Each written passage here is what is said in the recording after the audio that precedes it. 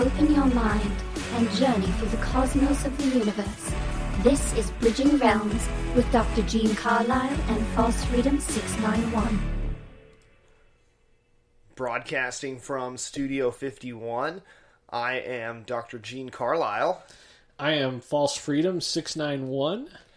And this is the Bridging Realms podcast. We're joined here today, me and False Freedom, to talk about everything in, conspiracy culture, and then our, specific topic of the day, which is going to get into a paranormal realm.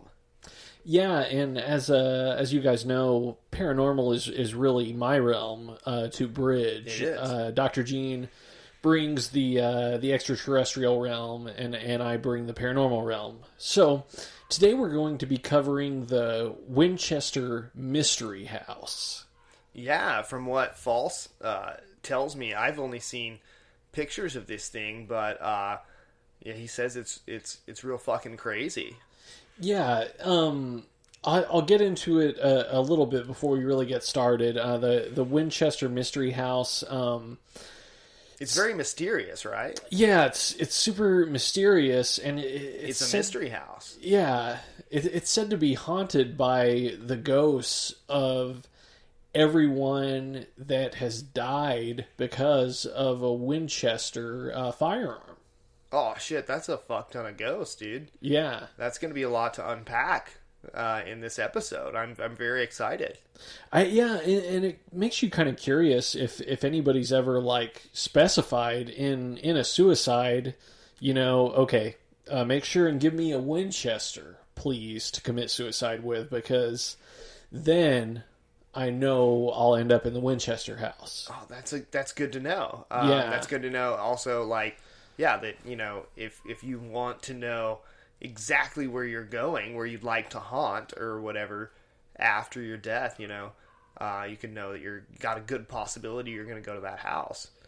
Cool. Okay. So yeah, man, it's going to be so fun to unpack this. Yeah, I got one more tag for that. Guys, if you're thinking about a murder-suicide situation, right, use a Winchester, right? Well, yeah, I guess, yeah, because then you'd go, you'd death cab for cutie it, you'd follow each other into the dark being the dark, dimly lit Winchester Mystery House.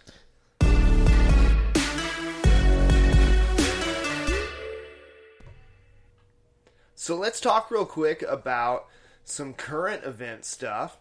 The holy white knight of QAnon himself, Donald Trump, has been on Twitter and has kind of announced himself as King of the Jews, right? Right. There was a radio host and guy who's kind of in the same business we are as a conspiracy theorist. Right. Wayne Allen Root, the president kind of quoted him on Twitter today. And the Jewish people in Israel love him. Like he's the king of Israel. They love him like he is the second coming of God. But American Jews don't know him or like him. They don't even know what they're doing or saying anymore. It makes no sense. But that's okay. If he keeps doing what he's doing, he's good for all Jews, blacks, gays, everyone. And importantly, he's good for everyone in America who wants a job. Trump goes on to say, wow. Yeah, there was a lot there in that tweet. That's a lot for him to say, and it's pretty big for him to declare him as, the best for all those groups, and then also to declare him basically King of the Jews. That's a big title, I would say. That is a big title, and I know there's one person specifically who carried that title before, and that would be one Jesus Christ. Yeah, Jesus Christ. And can you remind me which Jesus Christ that is again? Like, there have been quite a few Jesus Christ that I know of. I'm sure you're familiar with the American Bible. Right. There, you've got you've got Jesus Christ in your Christian Bible and then the American Bible. Some know it as the Church of Latter-day Saints. Yeah, the Book of Mormon itself. Or the Book of Mormon, yeah. Jesus Christ also shows up in, Islam, several other religions, Mel Gibson films, all across, pop culture. There's a lot of Jesus Christ. So, which one? He's got a musical.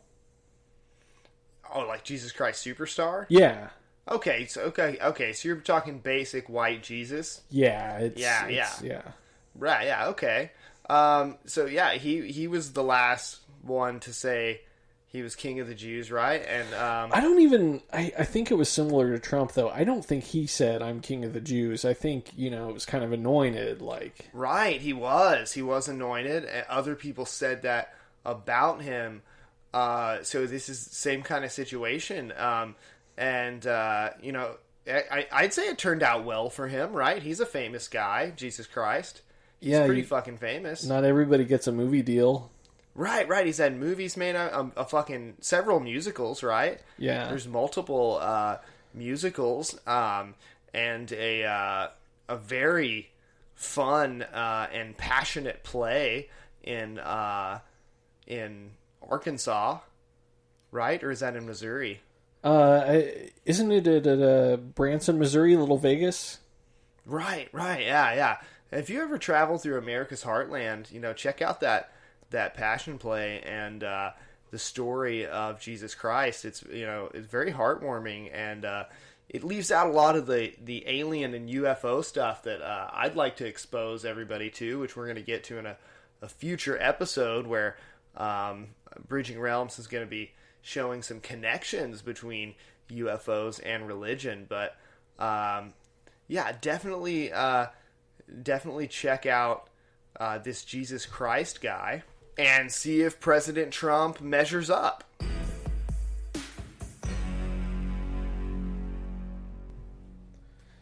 So now let's dive deep into the Winchester Mystery House, which in itself is kind of an architectural marvel, but we'll get to that here in a minute. Right, I'm very excited to look at this creepy house.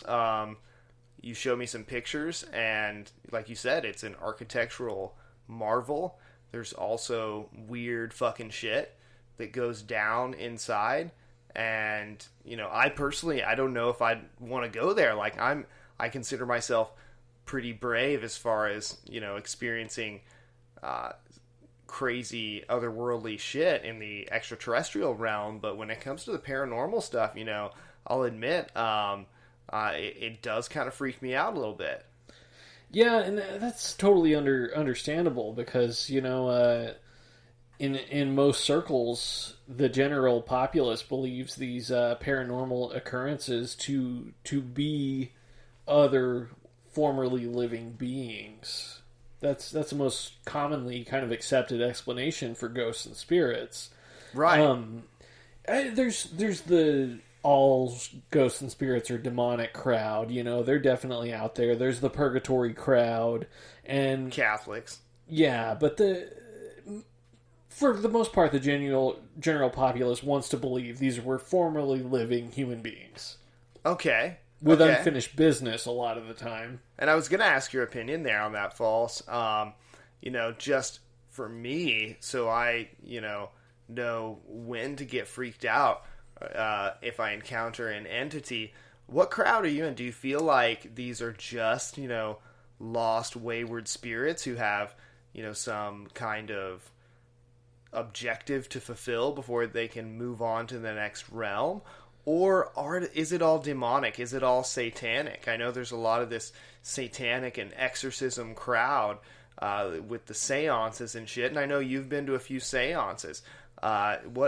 Which would you fall into? What do you think? Is it demons? Is it Satan? Or just some ghosts. I do think there's a large percentage of demonic activity mixed in with the general populace. Okay. So I think there's a lot of jilted lovers back on Earth, and they're just kind of watching their ex-lovers get their bone down and being like, oh man, I wish I could just stick it in there, just throw that hot dog in the ocean one more time. Right, but they can't. Can't do it. Can't bone down. But some ghosts That's do a personal bone. hell, I guess. Yeah. Yeah. So we on our ghost episode, we did cover some ghosts that bone. So I don't know what special strength it takes, but Okay. that's another good question. Do only ghosts bone? Do only demons bone? Is it a mix? Yeah, right. It seems like demons do bone at times, but for nefarious purposes, for evil. So, yeah, what would the difference be? If you are a ghost hunter or paranormal researcher and you're listening, hopefully we have some listeners. I know we've seen some of you online on Instagram and Twitter. Feel free to message us, leave a comment, send us an email. We'd love to interview you on the show if you've got experience in this realm and can answer some of these questions for us. That would be awesome, because obviously I shit my pants enough seeing UFOs. I'm not really wanting to go ghost hunting and shit my pants anymore, so I leave that stuff to false. I can shit my pants just in the comfort of a theater seeing a fucking horror movie.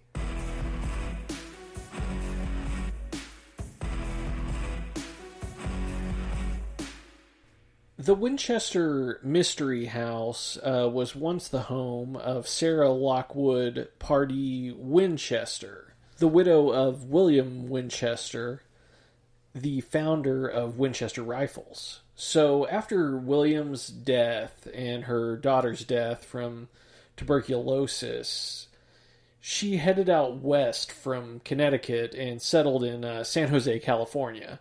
There she bought an 8-bedroom farmhouse and immediately began construction on this thing. So, from 1886 to 1922, construction ran 24 hours a day on this farmhouse. So at the end of things, the farmhouse was 24,000 square feet, has 10,000 windows, 2,000 doors, 160 rooms, 47 stairways and fireplaces, 17 chimneys, 13 bathrooms, 6 kitchens, and it was built for a price tag of $5 million, which today would be about $71 million. Wow. That's fucking insane, man. It sounds like a real palace to me.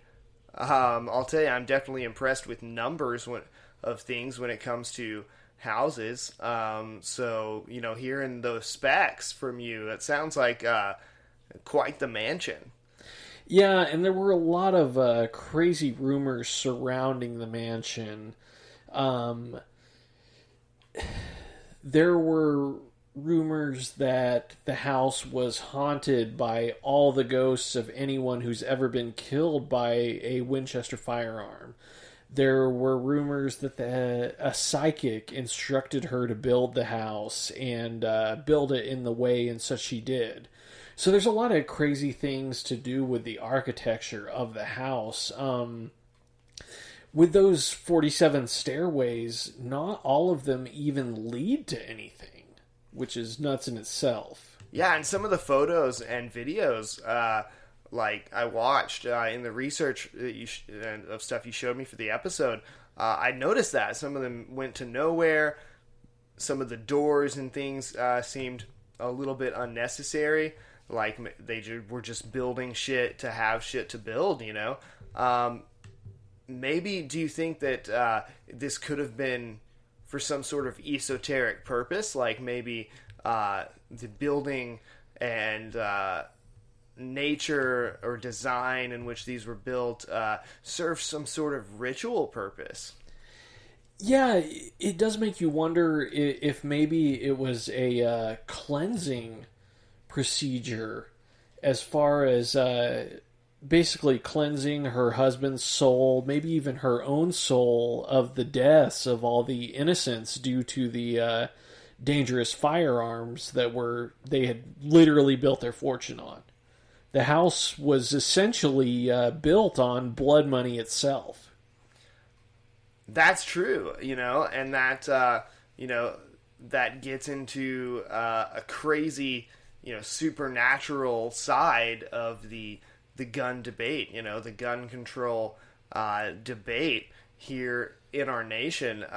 And when you think about that, like, somebody having to live with an ever growing number of entities or ghosts in their house, like, that's a big issue, If more people, I think, had ghosts haunting them or haunting certain areas as a result of gun violence, then, maybe it'd be a bigger issue that people would take notice of. I feel like I couldn't even shit in my house because I can't shit while I'm being watched. Right. It'd probably be very difficult to shit in the Winchester mansion, not only for the, it seemed like it'd be actually pretty easy to shit since there seemed to be an enormous amount of bathrooms in the place. But it would be hard to shit, especially, if you just had an enormous amount of eyes from all the Winchester rifle deaths, which, I shit you not, is probably in the fucking millions, Those guns have been around for a while. Classic guns that have done a lot of killing. So I venture to say they've killed more people than probably any other weapon, and I think they probably really pat themselves on the back for that. Right, they probably do. So there's probably some of these ghosts that you would meet at this mansion that are probably pro-gun. So that the debate probably carries on there in spirit form at the mansion, because there's probably a few of them that are gun-toting, Oh, there would definitely be some killed in a Wild West shootout. I bet Billy the Kid was killed with a Winchester. Oh, probably, and they loved guns, so they're very pro-gun, and they're probably, arguing about this, using ghost guns or whatever at the Winchester mansion, and now that I'm thinking about this, I'm, imagining these ghosts in a very Night at the Museum, Civil War reenactment kind of way. I realize, though, that's probably a little happy-go-lucky. Some of them might be fucking horrifying, right? Right, for sure. And can you really imagine sleeping through a Night at the Museum scenario? Oh, holy shit, no. Already you can't shit. Now you can't sleep. Wow, yeah, that's... I don't know. Oh, and they're doing construction on the place 24 hours a day? Yeah, I just caught that you said 24. That's very different from your normal, like, daytime hours, like 8-hour construction day. So she slept. She slept through this. I know it's a very big house, but they just never stopped construction ever. Right. They never stopped construction until the minute she died. Everything ended when she died. So back to the medium theory. Legend has it that Sarah went to a medium, and it looks like we were onto something. Basically, when she communicated with her deceased husband, William, through the medium, he told her that their fortune was built on blood money due to the Winchester rifles. So William said the only way to atone for it is to build this home for yourself and for the spirits to live in. Oh, shit. So that's why she kept building it larger, is because the body count kept growing from the Winchester rifles, right? Yeah, and legend has Dark it... shit. Yeah, legend has it construction of the house could never stop. Basically, the words were thrown down to Sarah: if you continue building, you will live. Stop, and you will die. Oh, shit, dude. So I mean, at some point, it seems like someone fucking took a break at the wrong time or whatever, and that's how she died. Yeah, just a slovenly worker on a casual day, you know? It's kind of like that Joker meme that's so popular. Lazy employee stays lazy, nobody bats an eye, but a hard worker takes it easy one day and everybody loses their mind. You know, it's the Joker and he's dressed as a nurse. Yeah, right, it's a very right. popular meme. Right. It's when you have a small staff, you know, you can't call in, you know, as often. Like me and False Freedom here, we don't call in, you know. There's no one to replace either of us on the Bridging Realms podcast, and we need to be here each and every week to bring you this crucial information to do our jobs at the Bridging Realms project. Also, you know, our office work and all our lab research, improving some of these theories. We've got some big episodes coming up. We're doing a lot of research, which is why we need your listens, your support on social media, your support on Patreon when it comes back up, when those fuckheads quit disputing with us and get our account back up, and when our web host gets our fucking website back up too, pieces of shit. So when all that stuff comes back up, it'll be because of your support, you the listener supporting us. So you know, hopefully the Winchester family, I guess the surviving family that owns the house now, is able to contain all the spirits, right? Because they haven't continued building. Yeah, and they weren't in any sort of a blood oath scenario or anything like that. Oh, that's like, good. Like Sarah kind of was. You know, I don't really think that people should have to atone for the sins of their fathers. You know, I'm kind of against that in general. Seems to be a big stink about that, about atoning for the sins of your fathers right now. But right. I'm against it, you know. I kind of think that was that generation's problem. And, yeah, fuck that, dude. I don't want to be responsible for anything my fucking dad did, right? No, for sure not. No, and especially, I do not want, you know, my future children, if I have any, to be responsible for any of the, you know, dumb shit that I've done. Hopefully, just, you know, the good and world-changing shit that I do, that False does here at Bridging Realms, you know, that's what we're wanting to do. That's why we expose these truths, is to leave a better place, you know, a better place for our children, your children, you know, our future children, future generations, you know, of humans to come. You know, and hopefully these future generations of Winchesters are keeping this house up, you know, as a good home for all these ghosts of gun violence. You know, our thoughts and prayers to them living there in the crazy Winchester manor. Yeah, and additional thoughts and prayers, because some of the shit Sarah was pulling in the house was kind of fucked, to be honest. As we mentioned, stairs that lead nowhere, doors that lead nowhere. There was a fucking skylight in the floor of the mansion, so you could see through to the basement. So a lot of theorists believe that Sarah was trying to confuse the ghosts by building the house all fucked up like this. Right. You know, ghosts don't tend to pay attention to the layouts of houses, really, you know, because they go through walls and shit, from what I understand, the traditional ghosts. So, you know, maybe it confused them. I get where she's coming from, but, you know, I'm not really, I don't know if that was a good plan.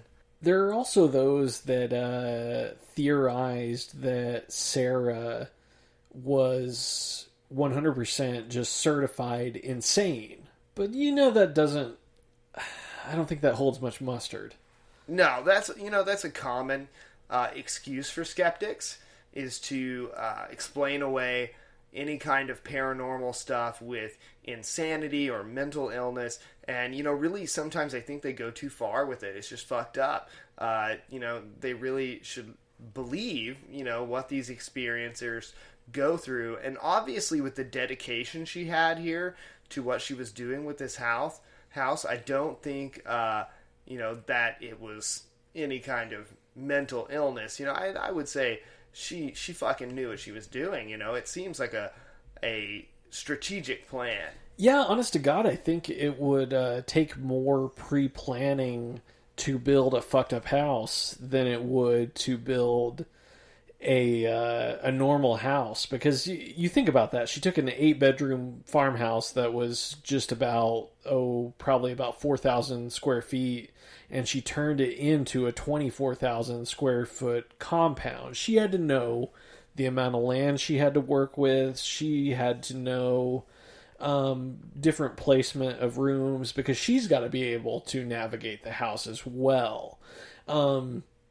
You can't just go putting stuff willy-nilly, or you'll never get anywhere in your own house, and it'll be like on all my Sims games whenever they get trapped in the basement without a bathroom and they die because they can't take shits. So here's an odd aside. The Winchester Mystery House has actually earned landmark status. It's been a national landmark since 1974, but it's still owned by the family that purchased it in 1922 for $150,000. Nobody knows who this family is. Wow, that's crazy today in the age of public information, that the owners are still a mystery. Yeah, and it's got to be a classic old family with old money to have owned it since 1922 and kept it in the family and kept the identity secret. Right, especially if there's so much like possible, paranormal activity going on here. It's definitely got to be, a powerful family, especially if something this deep, this esoteric, this much paranormal activity going on tied to a family with such blood money history, such gun money history, with the NRA and everything. It's got to be like Rothschilds or something like that. Yeah, it could be the Crowleys. Right. It's got to be one of these deep money, old money families like the Rothschilds that, are gonna buy this place and keep it secret, and allow it to be toured and everything, but they know this, crazy paranormal knowledge that's held within.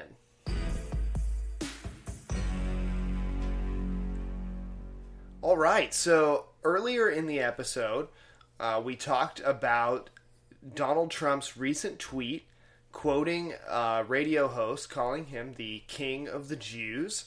And we referenced the original King of the Jews, which would be Jesus Christ.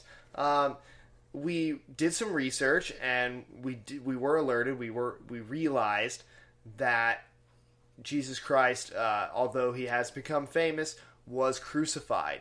Yeah, our fact checker, our assistant Maddie, who some of you may have heard in our intro and our outro. Yeah, Maddie provides the intro and outro. Mm-hmm. Maddie fact checked that for us and presented it to us during a break, so we needed to clear that up. Yeah, we did learn that he was executed by the Romans. And so he did die.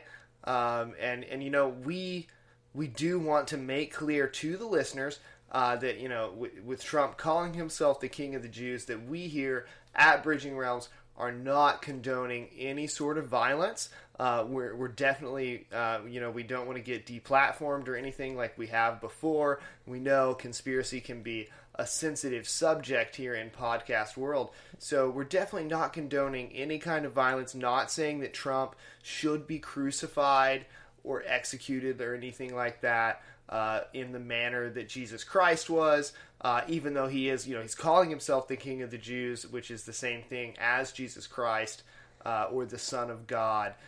We are not condoning anything like that. No, and this isn't just speaking about Donald Trump in particular. Anyone carrying the title King of the Jews, we don't want him crucified. We don't encourage you, if you meet somebody with a t-shirt that says, I'm the King of the Jews, if someone at the karaoke bar before singing maybe a Billy Joel song, and there's like a harmonica solo, and during the harmonica solo he proclaims, I'm the King of the Jews. I'd encourage you not to crucify him. Yeah, we're not encouraging any kind of crucifixion here. Definitely condoning that sort of activity. I have read the Bible, the American Bible. I've done a lot of religious research. I have watched Mel Gibson's Passion of the Christ. I have watched the Passion Play outside Branson, Missouri. I have seen Jesus Christ Superstar in several productions.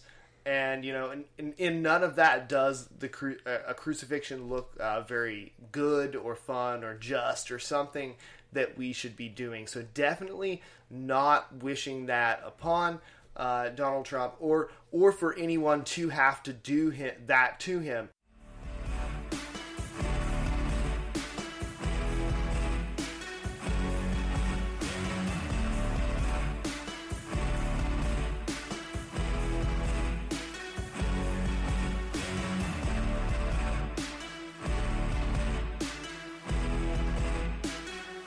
Bridging Realms is a part of the Bridging Realms Network in association with the Bridging Realms Project, with additional support provided by Realmies like you.